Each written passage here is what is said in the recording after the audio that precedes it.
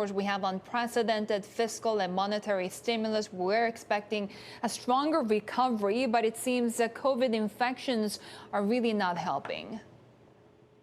Well, exactly, Sherry. I mean, this is meant to be the year of global recovery, but we're having a pretty bumpy start to it. There are now forecasts of double-dip recessions in Japan, in the Eurozone, in the UK. We know in the US, retail spending there is being dragged by the surge in cases.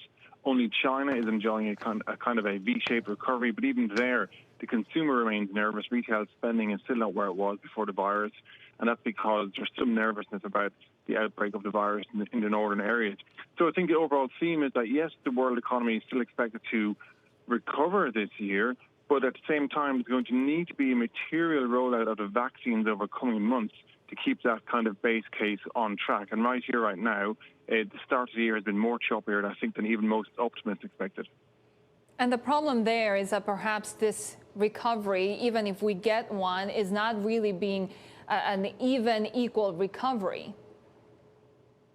No, not at all.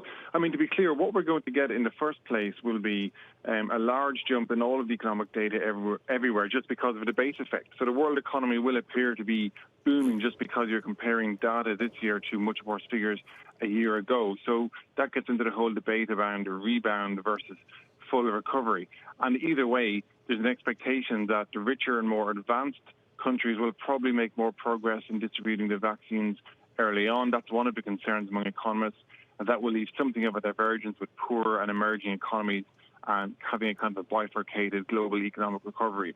So I think the base case remains, of course, that the vaccines are there and that there is potential for material progress in all of this.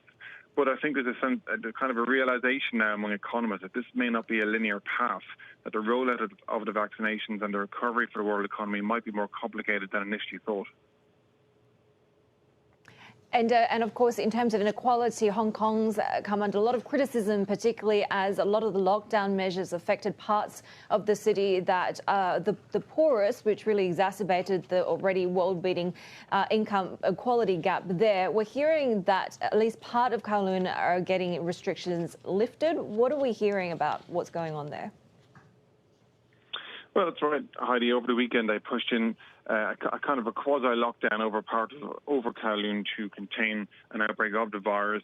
That's been lifted this morning. They tested around 7,000 people, and apparently they found 13 or so positive infections.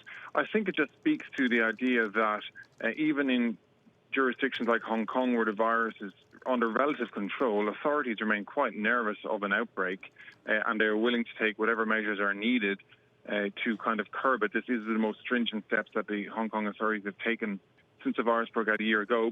But on the flip side, to your point, of course, we know that these measures end up having a bigger impact on the poorer areas. We know that the virus is hurting lower paid workers and women harder than other sectors, and that if you're higher up the income bracket and you work in the services sector, you have the luxury of working from home. That's not true for those in the manual workplace.